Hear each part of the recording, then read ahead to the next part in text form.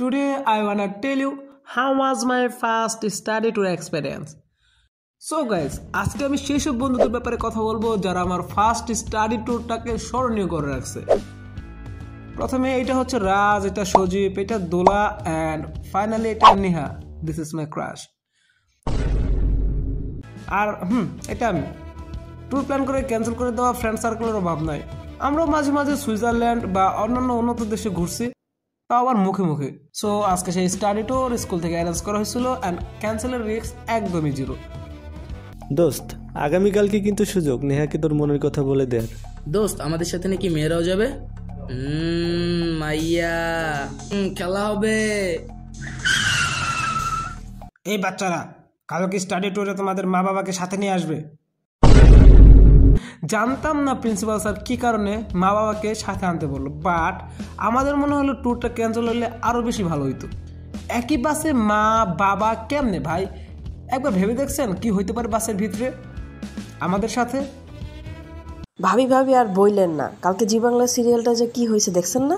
আরে হ্যাঁ ভাবি, স্টার জলসে বোঝেনা সিরিয়ালটা যে হইলো। আপনার বাচ্চা নাকি ভাবি?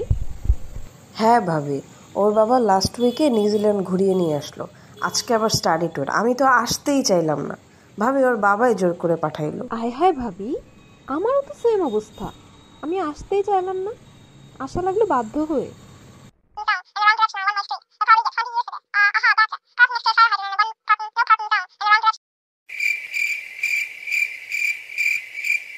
তো আমাদের প্ল্যান করা লাগছে যাতে গার্ডিয়ান না আসে। আমরা 4 থেকে 5 জন বাদে সবাই গার্ডিয়ান নিয়ে আসছে।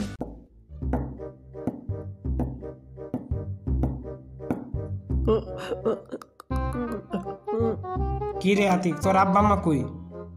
আমার পেটে ব্যথা, ডাক্তারের রেস্ট থাকতে বলছে। আর বাবা? আরে আব্বু তো ডাক্তার, উনি ব্যস্ত। এদিকে নিহার আব্বা আম্মা দুইটাই আসছে, সুযোগ থাকলে 14 গোষ্ঠী নিয়ে আসতো। আর আমার ওর সাথে সময় কাটানো হলো না। বাসের মধ্যে বক্সের ব্যবস্থা ছিল না যে নাচানাচি করুম, মনে হইতেছিল যে 40-এর দাওয়াত খাইতে যেতেছি।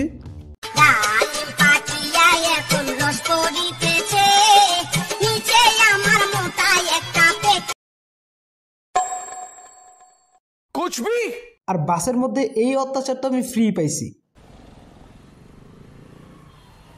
আতিক, স্টাডি ট্যুর কেমন লাগছে তোমার? জি আঙ্কেল, ভালো লাগছে। ভালো।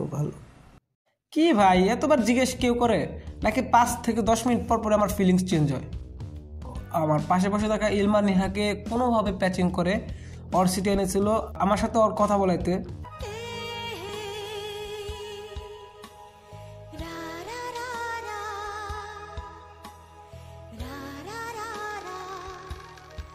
আতিক, বাস জার্নি কেমন লাগছে তোমার? ফাইনালি বাসটি রবীন্দ্রনাথ ঠাকুরের কুঠিবাড়িতে এসে থামালো, যেটা কুষ্টিয়ার একটি বিখ্যাত জায়গা। জানি না স্যার কেন এখানে নিয়ে আসছে।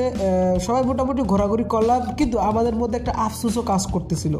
এর চেয়ে ভালো প্লেস ছিল ঘোরাঘুরি করার। সব শেষ, কিন্তু ওই যে সার্কেলে একটা লুচ্চা ফ্রেন্ড থাকে না,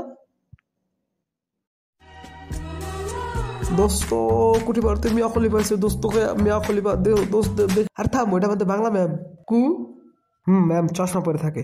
এই সমস্ত টক্সিক ফ্রেন্ডের জন্য আপনার সব জায়গায় মান সম্মান হারাতে হয়। অ্যান্ড সেদিনে এই বিষয়টা নেহার আব্বু পর্যন্ত লক্ষ্য করছিল। হয়তো আঙ্কেল বিষয়টা বুঝে নাই আর কি, এর জন্য হয়তো কিছু বলে নাই, বাট আঙ্কেল লাস্টে হাসছিল কেন ওয়েট হাসছিল একটু। হ্যাঁ আচ্ছা, যাই হোক, স্যার মোটামুটি সব জায়গায় ঘুরে দেখলাম অ্যান্ড ফাইনালি আমরা এখন ঢাকার উদ্দেশ্যে রওনা দেবো। এখন আমরা গাড়িতে আছি। সবচেয়ে মেন কাহিনীটা হয়েছে এই জায়গায়। দোস্ত, পিকগুলো ওই যে হোয়াটসঅ্যাপে পাঠাই দিস তো। আচ্ছা ওকে সমস্যা নেই, পাঠাইতে মনে। ওয়েট, আমরা কি ছবি তুলছি? হ্যাঁ, রবীন্দ্রনাথ ঠাকুরের এই কুঠিবাড়িটা খুব দেখার মতো একটা প্লেস ছিল, স্পটটা ভালো ছিল। বাট এই জার্নি টাইমটাতে আর কি যে অন্যান্য গার্জিয়ানরা আমাদের খুব পেইন দিচ্ছে, না বক্স ছিল না ফ্রিডম ছিল কোনোভাবে। সো এর জন্য আর কি স্টাডি ট্যুরটা আমার কাছে খুব ইরিটেট লাগছে। Tata, by. নিউ ভিডিওর জন্য আমাদের চ্যানেলটাকে সাবস্ক্রাইব করো। অ্যান্ড যদি তোমার সাথে এই ভিডিওর কোনো একটা পার্ট রিলেট হয়ে থাকে বা তোমার স্টাডি ট্যুরটাকে আবার স্মরণ করে দেয়, যদি তোমাকে নস্টালজিক করে দেয় এই ভিডিওর কোনো একটা পার্ট, তাহলে এই ভিডিওটা অবশ্যই শেয়ার করবে। And thanks for watching.